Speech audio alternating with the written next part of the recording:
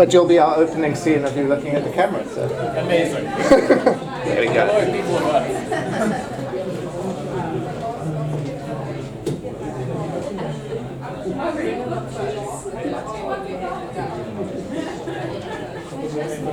Yes, it is.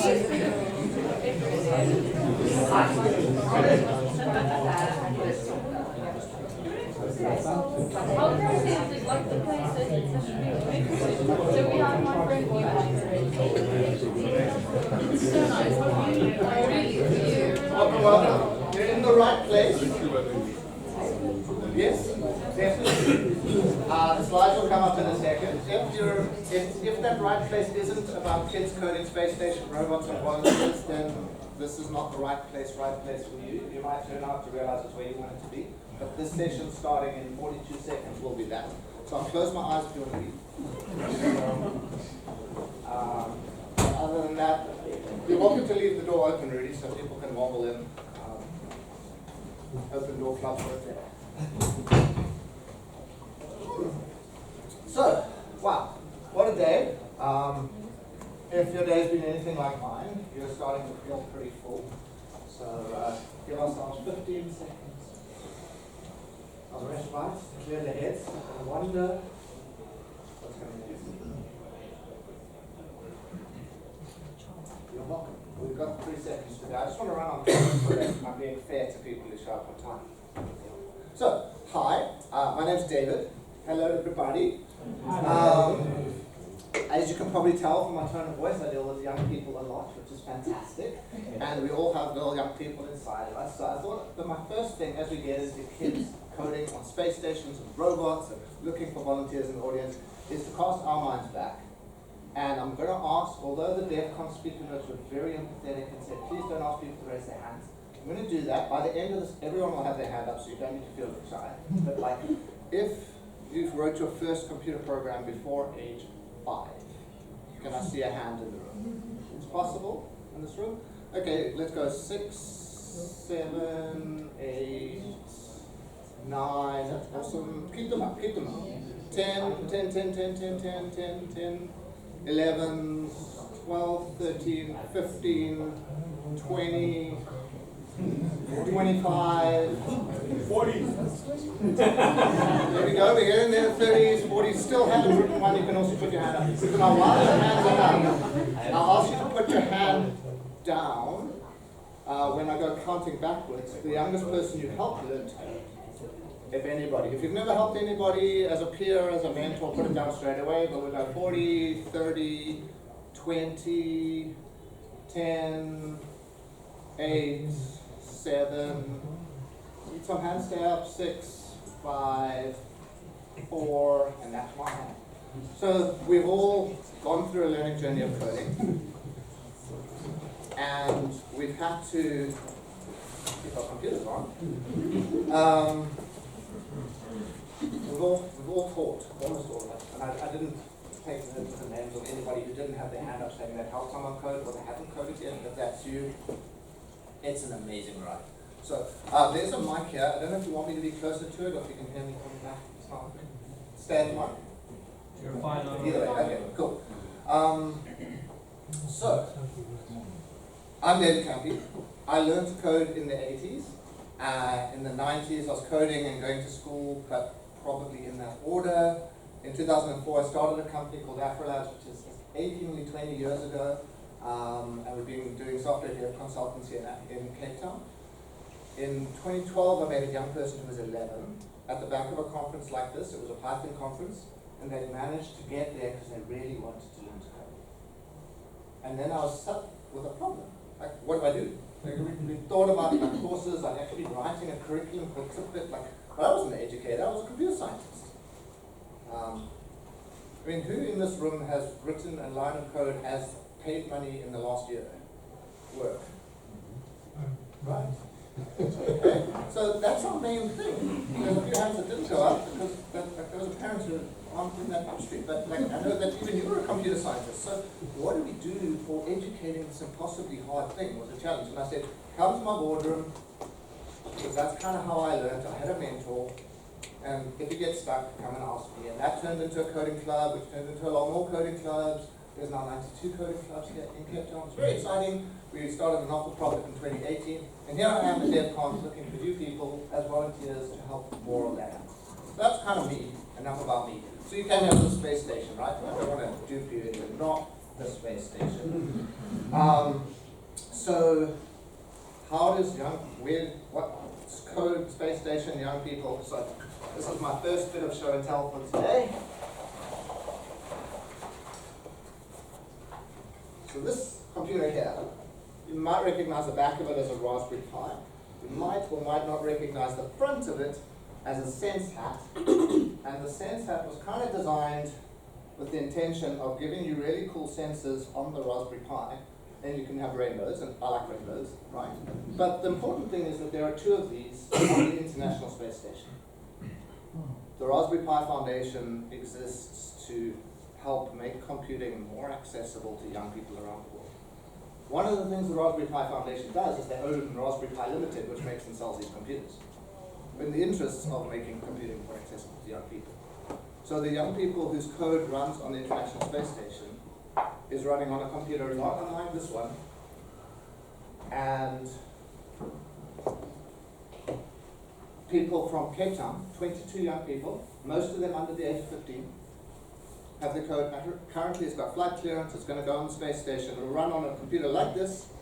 You can see the image just changed here because it's actually booted now, and show their image for 30 seconds based on the sensors that it reads from the space station. Humidity is this year's challenge. Read the humidity and show some life from Earth in space.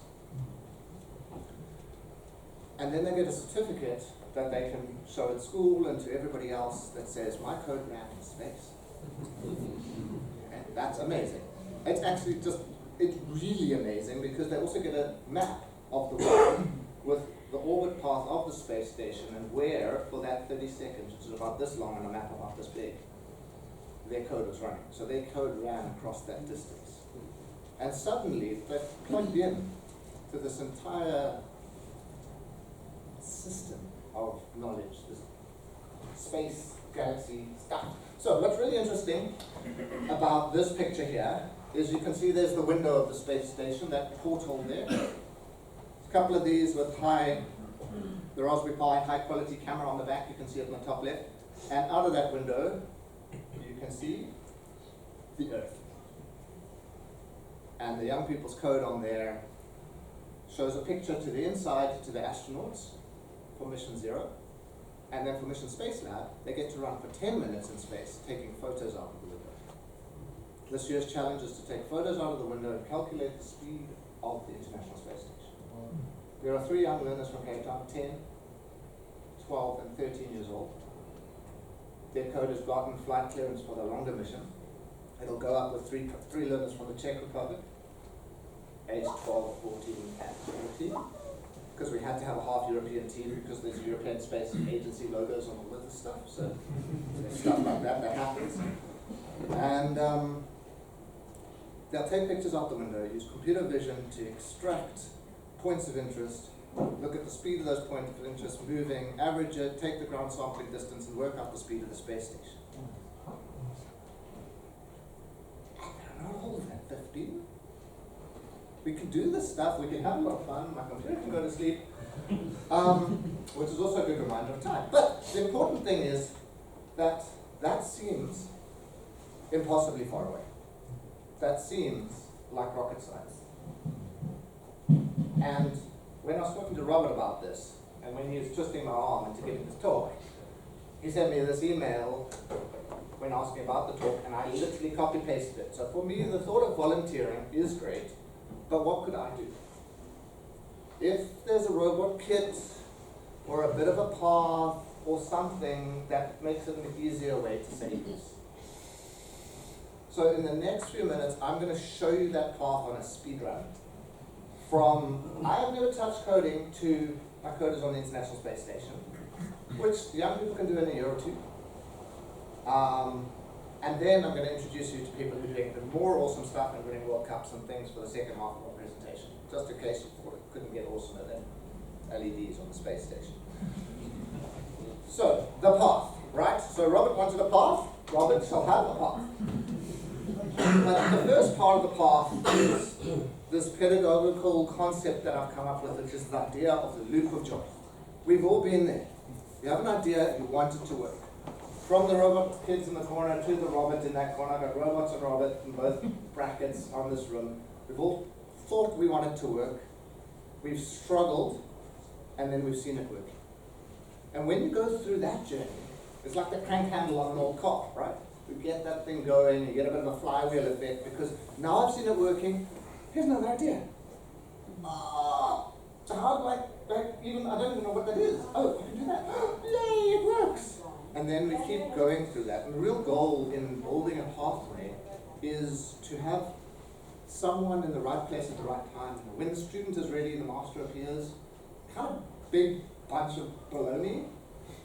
Because when the student is ready, where was that master? And I ended up like stuck in the middle of nowhere trying to learn coding and frustrated, and then 10 years later I got there. So this idea that we could try to be in the right place at the right time to help that loop of joy get going is really important. So now my next question for you all, before I do my speed run, put in your brain that first person you can remember teaching you to code. Think about them, think about, it was a positive experience, negative experience, how it went. Then if it was a negative experience, fast forward to the first time you actually closed that loop of joy and had a positive experience with someone helping you mentor through. Now that sort of smile starts to crack, you might remember that feeling. Think about what that first program was that you wrote. So you kind of remember what that was. Now I'm seeing more and more smiles start to crack on a bunch of very tired people, which is amazing, because one of the things about volunteering is that we get to share these loops of joy with others, and if we remember ours, in the next 30 seconds, find the person next to you that you probably don't know, so Michelle got already, and just tell them that first piece of code and that mentor's name. Just remember that for a second. Okay, 30 seconds. Quickly, meet someone you haven't met before, do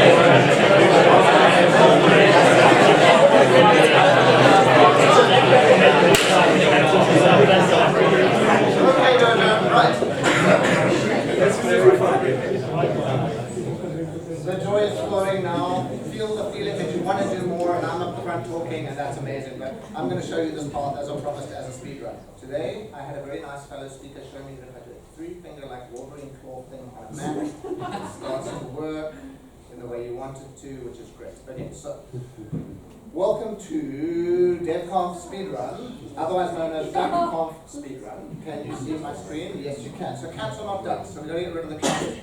And so in Scratch, which is a coding platform designed for young people to really lower the floor and make it easy to get in and start remixing things like a DJ Wiki Scratch, that's where the term comes from. The cat came later. We have a whole bunch of these really, really cool stickers, and of course we can find a duck. This duck looks particularly ornery, and I might call it right. Now this duck could do stuff, right? So now we've all played with horrible importing graphic libraries to get a graphic on the screen and make something move. But I put a duck there, and I can now tap on move 10 steps. My duck is moving. It was pretty awesome, right? But like that starts to be like, okay, but what I want to really do is make a game of this duck. So I want to say, like, when I press my, what would it be? My right arrow. So let me get high contrast mode so you can actually see on the back, and I'm going to do this, because I did zoom in earlier, but I was on it. Okay, so now when I press my right arrow key, my duck will go to the right. Okay, bye Robert. So now, click, duplicate. So I'm a Windows person using a Mac, so this is also a double learning experience. When I push the left arrow key, go back in here. Oh, it's moving 10 steps. Why did he go that way? Because like, I need to make him move minus 10 steps. he comes back. Woo! There he is, like that's a moonwalking Robert. Can we give Robert a round? That's somewhat disappointing because actually I didn't want him to moonwalk. I wanted to like do an about turn, but maybe not turn. I want to point in a direction. So there's all these controls that are just there for us to play with. I'm just going to bring them back. I've got my speed run. I've got to do this quickly. So I'm going to point in direction, and then because we don't know degrees yet, we're young.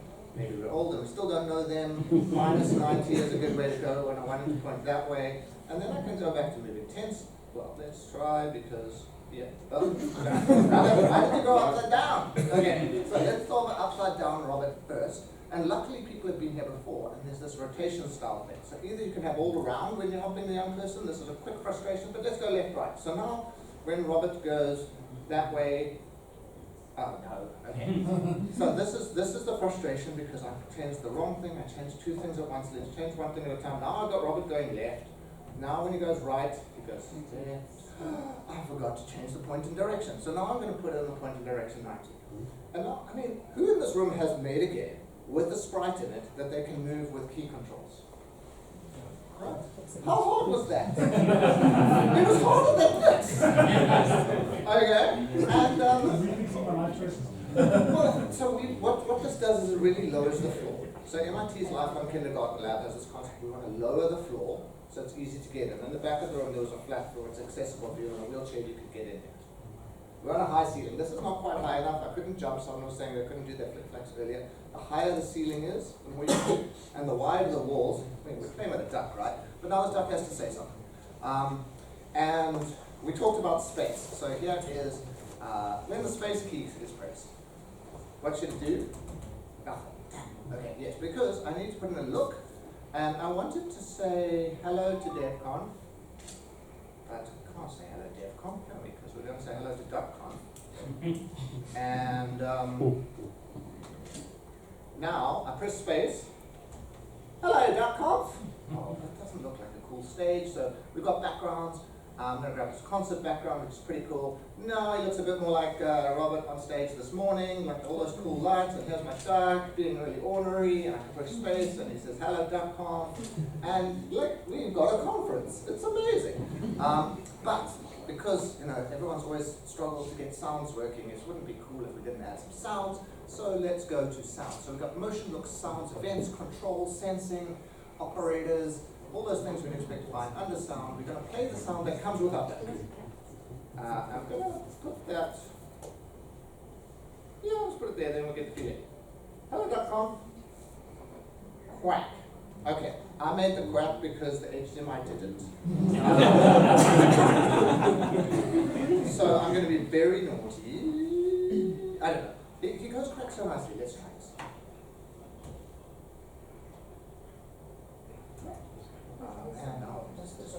I think it's this external dongle. Yes.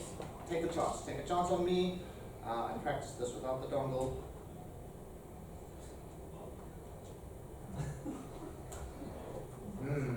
I've destroyed my vibes. Okay, do not do this live. Okay. So I saw the speed run of the first stage of Doom the other day. I don't know if anybody else saw it. 4 seconds. 4.97 seconds to finish the intro stage of Doom, involving like rounding errors. That was not continuity presenting. So for some reason I don't have the duck. That loop of joy will solve later. But how does this get to space? Like I promised you space, and this is not space. So the next step in this journey is the Microsoft platform called MakeCode and the BBC platform called Microbit. So I should go back to the homepage. So we'll start a new project. So hey, I've showed you Scratch. You've done some block-based coding. We call that block-based coding. It means you don't have to remember all the syntax. You just find it from the left and drag it in, and you can't type things wrong, and it makes it a lot more delightful. This is not the drone I was looking for. Okay, I'm just going to start right here. So now I've got a microbit on the left, which is a little computer.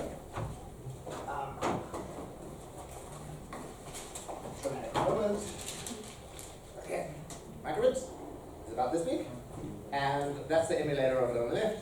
And I'm going to show a smiley face on here. Oh, now I get sound. Troll. Okay. everybody laugh. They know that feeling of the loop of joy, and they're feeling my anxiety along here. So now I run that code, and I get a smiley face. Right. Now, I mean, if we've ever made LEDs glow, they don't look like that, they look like this. So let's give it a moment. We're going to do two things in one, just in the interest of speed. On button A pressed, now again, promises. This is DevConf, not DevConf. So the duck looks like this. There we go. It's got a little head here, and then it's got its body down there. Take the bottom part out. I'm a duck. Can't you see? No, there's my head. There's my thing. There's my duck. There's the duck. Okay, so that should happen when I press the A button. So I'm going to rerun the code. There's a duck! Now, through the magic of Universal Serial Bus, I'm going to plug this in here. I'm going to download this program onto the hard drive of the computer. The app does great animations, I'm not used to it. I have to come with sound effects. And then we find the finder, because we lost the finder. And then we should see in the downloads this microbit library 3, yes, and we should see a microbit. Okay, so I'm going to grab microbit library 3 and I put it onto the microbit. Now the little light at the back blinks. It's currently transferring the files from microbit 1 and microbit 2, just in case you don't have them. You can choose to do 2 only, which reduces your transfer speed by 2, but we've got a smiley face. And then I'm going to press the A button. It's a very clicky button. Happy DevConf, everybody. I'm going to leave our ducky friend out there. And so the loop is somewhat closing, but they're still not in space. Right? So how do we get our duck to space? So the cool thing about make code is it takes away the illusion that block-based coding somehow isn't coding. This is the Python code, and this is the other code. This is Python, and if anybody knows Python, they know that Python is all about duck typing. So I'm going to make our duck stand on one leg here, and then I go back to the blocks, and I can see my duck is on one leg. You see that really risky thing. So I can quickly go back and forth between learning blocks and learning Python. Okay. So then how, but Jesus, do I go from Python, because I've been doing Python for a very long time, into space? We talked about it earlier. These computers are on the space station. You run code like this, and it puts things on the space station. And they give you some examples. This is a chicken, not a duck. You may feel let down, but if I come over here, I've got the emulator, which is this cool little 3D version of the device that's actually in space. So you can be like, hey, that's there, that's cool, that's in space. This is going to run my code. I'm going to put the duck there. David, you said duck, it's actually a chicken. But the T is its beak color. You can see that it's RGB. Kids can choose the RGB from the sense picker. The difference between a chicken and a duck is a longer beak. Ha! Okay, now I'm going to run the code. And Rudy's looking at me like, David, you've got something, because it did. Oh, Final line. didn't read the tutorial. Okay, so now I go sense set pixels image. And this is for the sense hat on top of the Pi. I'm going to then pop that in there and run it. Hello, duck! It's a baby duck. Can you see its long beak? It just hatched. It just wants to go swimming. Yep, it's there on the space station. I can change the pressure, the humidity, the temperature of the space station. The astronauts are getting hot. And then I can change the color that the onboard sensors would be seeing. If you want to do this project, you're welcome to give it a try. The next step is to sense the actual color and then change the background based on that. Then when you get that working, you go to actually submit that project, you run some automated tests, and then your code will run on the space station. So, I just overwhelmed you all. The good news is there is a website hosted by the Raspberry Pi Foundation, making computing more accessible to young people and those people trying to help them, where these pathways and these projects have been laid out. So over the last 12, 15 years, we've had hundreds of projects, and that became overwhelming, so then there's pathways. So if you want to start with scratch, you're like, what would I teach a young person? Ooh, there's like a preview thing. I can teach you Scratch level 1, level 2, and level 3. And in Scratch level 1, there are 6 projects that teach you all the skills, and they've been designed by educators, tested in classrooms. There's 13,000 code clubs around the world. There's 2,500 coded dojos. Like, we know this stuff. kind of works, but also just read them as lesson plans and then choose your own adventure because you want to close that. Okay, I am just a bit tight on time, so what can you make with Scratch? Unity 3D games, we've all played 3D games made with Unity. When a kid's eyes see they made something that is made with Unity, it's amazing. And the kid inside me loves making that. It's amazing. Web design, Python, then the microbit which you saw, then the physical computing. Right, so that gets us back to our presentation, which is hiding over somewhere. Kit. Okay, so Robert wanted a kit. So we've seen the pathway. Has everyone kind of seen the pathway? Projects.raspberrypi.org, or just go to our website and find it from there. And there at the top you go to paths, and then you get these curated pathways through all of those learning journeys I just spoke about, culminating in way cooler stuff than just the space station, which we'll get to now. But in terms of kit, we need kit to do physical computing. And together with the awesome people here in South Africa at the Pi Shop, I'll just give them a little shout out. Chris is amazing. He's really cool, and his shop is called the Pi Shop. That's how I found them on Google. And that worked really well for me a long time ago. And then we found all the components that we could source locally to make this little kit with the Raspberry Pi Pico that can do a full 6-project pathway. Not touch screen that way. So if you look in the physical computing pathway under the Pi Pico, I'm going fast to kind of overwhelm you a bit, but the point is not to remember all of this. Here you can make an LED firefly, party popper, beating heart, mood indicator, and ultimately a sensory gadgets thing that you can put on your desk, and then think about your own projects. So that was the kit. It's got buttons, it's got buzzers, it's got knobs, not that type. These are the blue ones. They're really cool. And the best news about this is you can win one today at DevConf. At the cocktail, I'll be giving away this very kit here. I have borrowed your red cable for my microbit. But this will be in your Gravity Paws if you volunteer, right? You don't even have to volunteer. You just have to say, I would like to volunteer. I'm going to put up a QR code just now on the volunteering page where you can say, I'd be interested in volunteering, or I'm ready to volunteer, or hey, I'm already volunteering, or I've started a club already. You can choose your level. Because this thought of volunteering is great, but what can I do? There's a kit, there was a path. You can buy your own of this for $1.99 at the Pi Shop. Like, it's pretty accessible. 199 South African rand, not dollars. Everyone does that. You're like, oh, so there's a QR code. I'll give you a couple of seconds to grab that, and then I'm going to introduce 2 absolutely amazing volunteers. Shout out to the Coda Dojo volunteers in the room who are already volunteering. But these 2 have gone above and beyond. And by way of introduction, we're talking about robots, right? So robots is like where I am. I promise you robots. One back, okay, Bethany DevConf volunteer. Robert also sent out the link earlier, and you can go to codalevelup.org and go to our volunteer link. But grab the QR, click, clack, click, clack, click, clack. Robots. So I promised robots, I promised space. I'm not going to let you down. But from my side, robots kind of ends about here. That's a 7 and 8-year-old. The one on the right is actually my youngest daughter doing the microbit. Then below there is, actually this was my oldest daughter's project, there we go, both my daughters feature, using a Pico Go robot, 2-wheeled robot, LEDs, all built in, works out of the tin, and it's nothing like that. So that is super amazing, and it's even so super amazing, it just won the World Robot Championship. Actually, the people behind it just won the World Robot.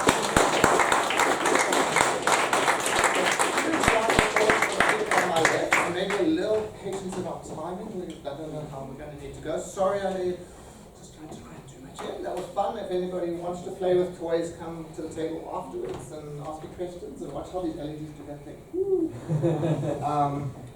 The cool thing about RGB LEDs is when you swing them in front of someone, you see the red and the green and the blue. And kids love seeing that because they've just chosen those colors and they just chose yellow and there was no blue. Amazing. Over to you, Thank you, David. Yes, we volunteered. We didn't microbits volunteer, but we volunteered for something, and we're going to tell you a bit of that story. And maybe demystify how amazingly specially awesome trained you have to be a volunteer, because we're not. I'm an actuary and a certified financial planner. I don't know much about robotics. And I studied computer science, but worked most of my career as a business consultant doing business process design and that sort of thing. And we now have our own business in specialized financial planning. And so none of us had experience in robotics at all. Computer science that I studied was very different to robotics. And we were just homeschooling parents, and we had a desire to enable our kids to follow their passions. And our eldest son, Ethan, was interested in robotics. And so it's been very unexpected for us to end up in the situation where we are now, since last month, coming back as robotics world champions and having won a robot game in Texas. So that's amazing. And so we just want to share a little bit of our journey with you quickly, and hopefully to inspire you that, you know, you just need time actually, and a desire to support kids in their dream, to really make them follow their dreams, do more than they probably imagined they could do, and have fun in the process. And and also to make a difference in this country, because our country needs STEM skills, they need robotic skills, and you don't have to have those skills to produce those skills. That's certainly been our story. So to start off, our son Ethan joined a team when he was 12 years old, and to compete in a game called the First Tech Challenge, which is a robotics game where kids get about 4 months to build a robot that will actually play a sports game with their robot, some of that autonomous and some of it driver control, and then they compete in that game against other teams. They get assigned a partner, and they have to compete against other robots in the game. So very exciting. And it's the biggest robotics kind of competition in the world. There are lots of them. And this one has over 9,000 teams, 100,000 kids competing globally in the competition. And the organizers of the competition design a game annually. Every year there's a new game with new challenge, and they provide the rules and the system of scoring. There's penalties that's scored on certain basis. The rule book, the kids have to learn it. We don't even learn it. We get to learn it by watching them, and they learn all the rules of the game. They become experts in the game, and the organization provides so many resources to help people like ourselves, manuals and lots of help to mentor a team like this. So they make our lives really easy, and basically, our son was frustrated with the fact that he only got to spend 2 hours a week with the robot in his first year of doing the competition. And at the competition that he went to, I met a medical doctor who was mentoring a team who met in her garage, and she said, "Oh, I've got no skills. All I do is I feed them, and I give them lots of encouragement and tell them they can do it." And I was like, wow, well then I can do that. And it would solve the problem that I saw Ethan having. And so the next season we got a grant just to get a kit. They are expensive. And he recruited his closest friends. They weren't cherry picked at all. Closest friends, come and do robotics, and none of them had experience. And we were just providing the venue, so that's how it started. We provided the venue and some food and encouragement. And in that first season we thought, surely they're going to need someone with experience to help them along. And you can see the venue, playroom, lounge, wherever. It happened all over the house, and still does. We first got a coach to come once a week to help these kids, thinking we needed it. It's expensive to have someone who's skilled as a robotics coach to come, and we found out that made it inaccessible for some kids who wanted to get involved, or made the parents think, I need to be sure first that my kid's going to like this before I pay this much money every month. And that was a thing that stopped. So it was difficult to find kids to join the team that first year, but we managed, and for about half a season, we managed to keep paying the coach. Of course, the kids carried on working on the robot in between those sessions. And they started coming to us to ask us, questions. They can't wait till a coach arrives the next week. They want to solve it now and get on with it. So we started getting involved in looking up resources online and helping them with that. And they also started learning how to solve the problems themselves. And before we knew it, they were actually not really drawing on the coach for technical skills. And he started just doing managing, like team management.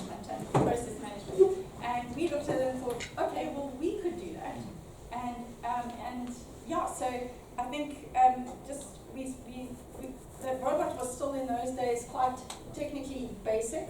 See lots of untidy wires and things like that. But we started seeing some really creativity blooming, like some really innovative, simple but very effective 3D prints started coming out. And that was like, wow, amazing milestone, something new, not just like pieces of metal and that in the kit that they were provided with. And we got some input from a more experienced team in the US, and they suddenly got the idea of like, instead of just turning motors on and off at full speed, we can actually put some fine-tuning controls in there, and they started experimenting with that, and it opened up a whole new new space in robotics to them. And so basically at the end of the first year, they won the competition in South Africa. They scored the most points. It was COVID, so they didn't have 4 robots on the field. You only had 1 team at a time. Wearing a mask. Wearing a mask, yes. and scoring the points just on their own. So they didn't have a teammate, and they didn't have an opposition team to score against. And they won the robot game, and that also, I think, it provided that loop of joy, like, yay, we're going to do this some more, you know. And anyway, some things we learned that year was more hands-on access equals more learning. So we definitely saw that. The more time they had with the robot, the more learning they did. And we realized that an experienced robotics coach wasn't necessary if we supported the kids and showed them how to learn themselves. And and we also realized some kids, it's not their thing. And we were fine with them coming, experiencing it, and deciding, something else is more their passion. But we always had kids who came back for more. So, yeah. Yeah, so what that first year did is got us momentum. I'm going to rush through the next few years because I don't want to keep you till 9 o'clock at night. But at the networking kind of thing afterwards, we're going to be running the robot on the field. We've got the game field set up, so you're actually going to be able to get to see it work.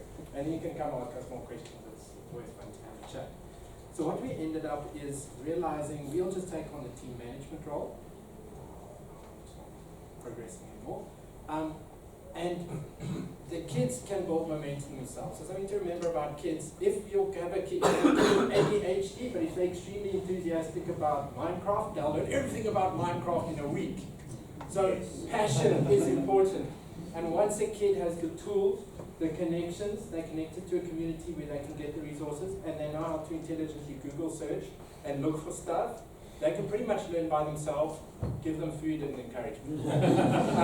So we discovered that some of these kids develop real passion, and then they become a force for learning all by themselves. So our team culture that we've developed, we manage and do logistics. Adults are needed for some things. The kids can't pay for parts, and they can't drive themselves somewhere, so we have a crucial role to play. But as time has gone on, they've developed more and more capabilities. As a team, part of our culture was learning is our objective. And I think, and having fun. It's got to be fun learning. Learning is the objective. So each year as mentors, we've helped them set goals. I want to learn how to do linear motion. We want to change from blocks-based coding into Java. We want to do path following. So they set goals for themselves, and each kid says, like, I'm going to learn this year. I'm going to try this year. And then that's what we assist them. Make sure they get a role in the team and the exposure to do the learning. And as the team's gone, this is now our 4th year where we've won world championships. Those layers of learning, built on last year's learning, built on the previous year's learning, has brought these kids, just ordinary South African kids, not cherry-picked, up to a level of being competitive on the global stage. So community, you heard about microbits and all these other things. There's a lot of community support for these programs and for the first program. So there's a Discord channel where they started learning, we can just ask other teams if we're stuck. Or other teams are asking questions, we can help them. So the support goes both ways. So year 3 was the first time where we actually ended up with connections to South African industry players. Thankfully, some of the volunteers at the national competition connected us with an engineering business. And they've now been able to say, well, as kids, we can think of a solution only so far. Let's go and talk to mechanical engineers at the business and see what ideas they've got. So those mechanical engineers in that business volunteered 2 one-hour sessions in the year, it was something like that, to look at prototypes, to say, why don't you do triangular bracing? How about this? Put in vibration, then it moves the thing along the path. Simple mechanical expertise that they have, that's old hat to them, but revolutionize the kids' capabilities. You know things just from your life and work experience that the kid who's trying to learn doesn't, and you can break open the gap and get them that next week of joy. If you will allow yourself to be present at the time that it's needed. You can see some really cool looking parts on there. That was the industry opened up they said, if you 3D design things, we'll cut it out of metal for you. And the kids are like, wow, that'll be so cool. And so the robots started looking better as well. So with the learning culture, we also have put in a teaching culture. The kids can learn themselves, kids learn very well from other kids. And part of, first runs these robotics competitions, and part of their ethos is building a community so that the kids start getting other kids interested in robotics. So we've done lots of outreaches. I think in this last year we've had kind of hands-on workshops teaching and introducing more than 400 kids in the Western Cape who haven't done robotics before, giving them hands-on experience. Michelle and I did no teaching. The kids didn't teach. They wrote the curriculum. They set up the work example. And then in year 3, it was the first time South Africa had again linked up with the international community, given COVID was over. We managed to win the robot game again in South Africa, and we got an invite to the World Championship with about 6 weeks notice, and nobody had visas or passports. No budget to travel, so it was very stressful for us. But we made the parents a lot poorer and raised a little bit of money as well, and we actually got to go to the World Championships. By this stage, we'd encourage the team not to set their sights on just doing well in South Africa, looking at the South Africans, but to start looking at YouTube videos and linking into the overseas community. Find out what's possible, and take that as so possible. Say, well, what is possible? But here they got to meet teams that they, you could say, idolized. Like, oh, the robot is so amazing. But now they're in a match playing with that team. Because your partners in the match are randomly drawn for you. Or playing against that team and getting hammered. But it was still a wonderful experience. They discovered people are friendly, the best in the world are people just like me, that just got a bit of experience, or a bit of a bigger budget. Well, mostly the international teams have a bigger budget, unfortunately. So they rubbed shoulders with giants, but Michelle and I had a problem by the time we came back from that World Championships. We were tired. We just traveled with a whole bunch of inexperienced youngsters. We were ready for a rest. They're already planning the next season, are begging to have the robot at their houses. They can finish coding the on-field localization and get that perfected because it didn't work so well. The enthusiasm was just so high. So that's one of the things I want to encourage you about this robotics and what's so great about the type of robotics we do. Because it's a sport and it's a game, it triggers all those endorphins and that excitement that somebody has. And the platforms that have been created, say Infos and what David's been creating, they make a foundation which you, not consider yourself ordinary person, you can stand on all of that infrastructure that has been made, add a little bit of input, and open an avenue for kids to discover what their passion is and to learn about.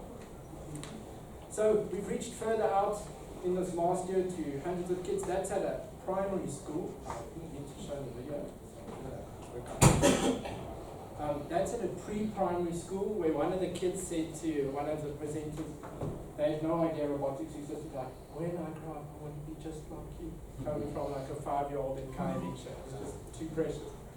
And we've added more seats to the table. We've added in rookies to come and just learn. They can't perform at that level, but they have accelerated learning because they're part of a team. And we've started using, and that's one of the reasons we're here. We want to inspire with our win and with the work that we do that we're South Africans. We've got amazing people in South Africa. You people are probably amazing. I just don't know exactly how yet because I haven't spent time. And the kids in this country are amazing too. If we open avenues for each other by volunteering to put care into somebody else's life, to be available, we can unlock this kind of potential. So the industry has thankfully started to partner with us a bit more deeply. Our budget for this year that we spent on additional robot parts was about $1,500 in total because we're building off previous years of kit. One of the Romanian teams, we don't know everybody's budget, their budget this year was 250,000. So that these kids could compete with that level of equipment and come out champions is astounding. But we've had people teaching us, you'll see very basic components there, electrical conduit, that's what we're prototyping with. This is this year's game, you'll see it running, those things are called pixels that can be picked up and placed in kind of an artwork on the board. Lots of different prototyping, far more than previously. A robotic arm with 7 degrees of freedom, developed, coded, all the parts custom designed in CAD by the team. They're making fancy videos and doing video editing themselves. They're going to swish in the global stage. And they're now global players. That was us at our Airbnb, hosting international teams who had traveled to the competition to do practice scrimmages and matches before the event and getting to know them. So that's led to us being global winners, and we want to say to you, we've just brought in people who volunteered. It's cost us something, but it's brought an enormous amount of joy and an enormous amount of benefit. So please consider answering the calls made today to volunteer, either with FIRS somewhere. And you don't have something to offer. You don't have to do as much, put in as much time as we have. In the competitions, we need judges who have STEM skills, and that's like those competitions. There's 2 in South Africa per year, and it'll probably be a half a day, twice a year. And having STEM professionals as judges would be enormously helpful. You could just provide a venue, or so there's lots of things. So please come and speak to us. We're going to be, I think, in Hall D. I think afterwards with our robot in action. Come and speak to us, or look on our website. TechSpans, that's expand with a T, .org.za, and contact us if you want to get involved, even if you've only got an ad hoc hour or 2 here and there. It's worthwhile getting involved. Thank you so much.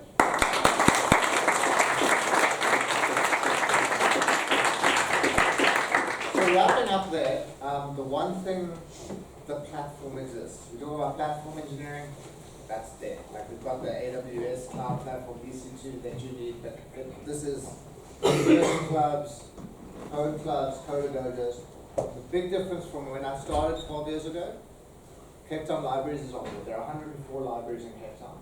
We're doing a pilot now where all of those libraries will be available for volunteers to help start clubs. The librarians will need help. Western Cape Education Problem, we have 1,500 schools in the Western Cape, 97% have working computer rooms with internet. Your volunteering could be going in there and seeing what's wrong with 1 or 2 computers. Could be just telling the teacher that this computer works and leaving again. It could be helping the teacher figure a thing out. Those schools, we have 90 clubs that have started in the last year. Many of them have put their hands up looking for volunteers. That's ready. The first clubs, they exist, those are ready. So that's also the path for you. So there's a path for the young people and there's a path for you. There's tons of kits. These kits, there's even funding for kits like that, and that's the last thing, is this level up loop of joy. So you start somewhere, young people get into things, then they can get into FIRST. They start on this, I understand that, now I can understand that. And you can go along with them. I want to play with that. That's the whole story. Like, I've got to play with robot balls, robot cars, robot arms, drones, all that stuff that I can buy and justify having as a toy that's not going to sit in my cupboard because some young person can use it. So that's my call to action. Catch us up afterwards. I will share the volunteer details from today with TechSpan so that if anybody wants to do that. If you want to chat to us afterwards, but I think we're well at the time. We've got red lights staring at me and they're not on my microbit. So thank you to you too. Thank you to all of you for coming, and I hope to see you volunteering in the near future.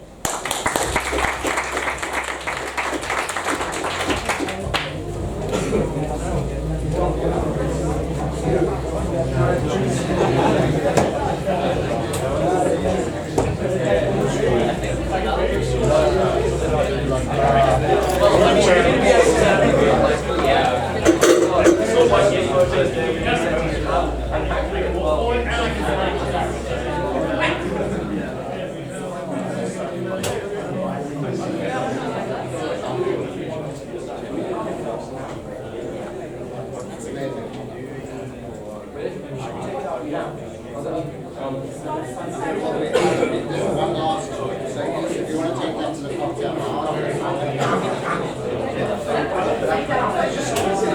know, right? Everyone's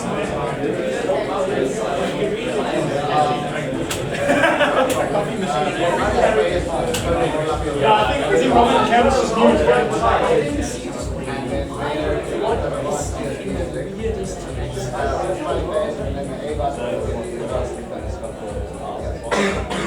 otherwise, I'm going to turn it back. And then you drink or you can push the reset back.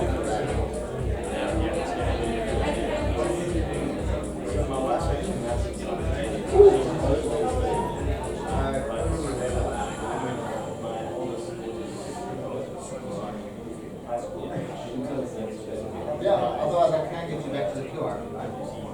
Just as good.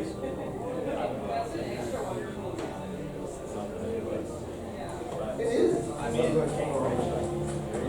And this has a touch sensor, 2 buttons, an accelerometer, a radio, so you can do microbit communication.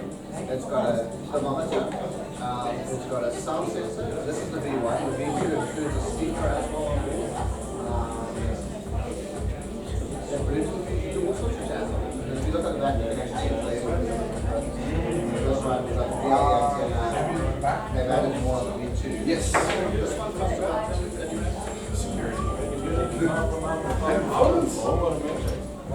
yeah, you can.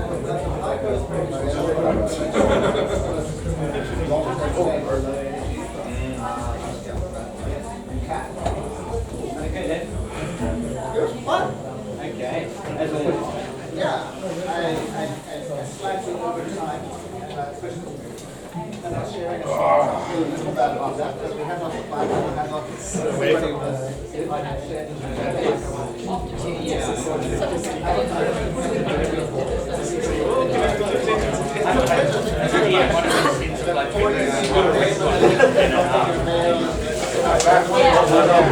I'm just talking like a champion.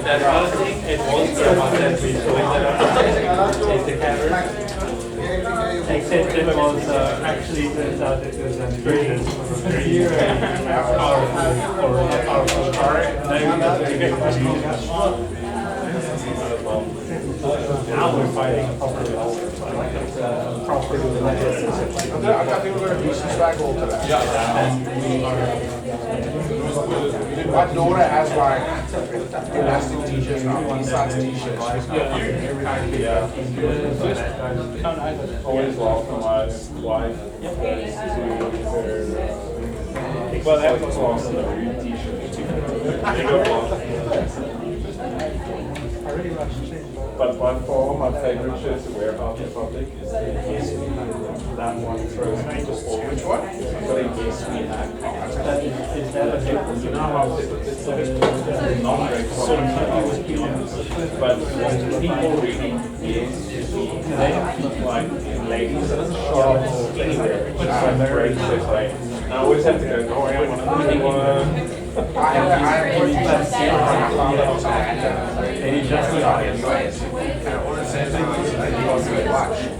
I like it. Really cool one. Nice one. Someone got it.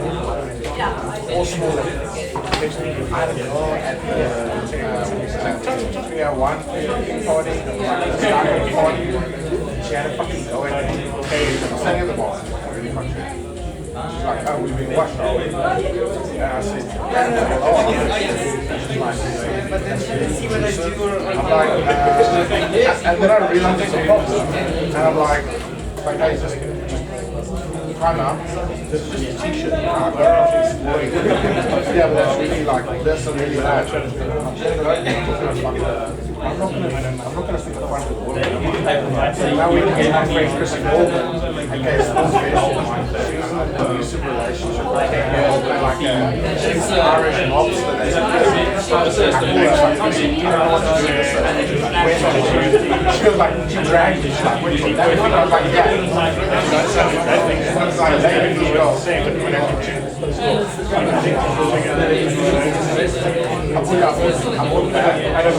I really cool. I want to really like a Commodore 64 t-shirt, but it's just like and like a 4 and 3 on 5 title.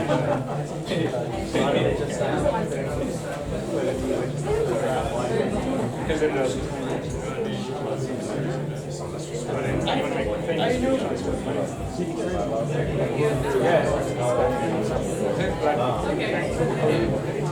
The other one was just